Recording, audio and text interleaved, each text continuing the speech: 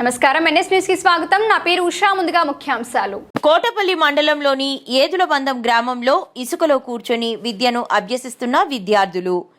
ఈ ప్రాథమిక పాఠశాలలో 60 మంది విద్యార్థులు విద్యను అభ్యసిస్తున్న కనీస సదుపాయాలు లేక ఇబ్బంది పడుతున్నామని అంటున్న విద్యార్థులు. ప్రైవేటు స్కూళ్లకు ధీటుగా ప్రభుత్వ విద్యాలయాలు ఉన్నాయని ఉన్నత అధికారులు చెప్తున్నారు. కానీ స్కూల్ గ్రౌండ్ ఆవరణం మొత్తం పిచ్చి మొక్కలతో, మట్టి కుప్పలతో, బురదతో నిండి ఉన్నాయి. స్కూల్ బిల్డింగ్ సైతం వాటర్ కారడంతో విద్యార్థులు భయాందోళనకు గురవుతున్నారు. మారుమూల గ్రామాలలో ఉన్న విద్యార్థులు మట్టిలో మాణిక్యాలుగా వెలిగేది ఇంకెన్నడూ అంటున్న తల్లిదండ్రులు. మన ఊరు మనబడి కార్యక్రమంలో ఎన్నో నిధులు వచ్చినా కూడా ఇక్కడ విద్యాలయం డెవలప్మెంట్కు నోచుకోలేదు. ఇకనైనా స్థానిక ఎమ్మెల్యే గాని సంబంధిత అధికారులు గాని తక్షణమే చర్యలు తీసుకొని విద్యార్థులకు మంచి విద్య అందేలా చూడాలని తల్లిదండ్రుల ఆవేదన వ్యక్తం చేస్తున్నారు.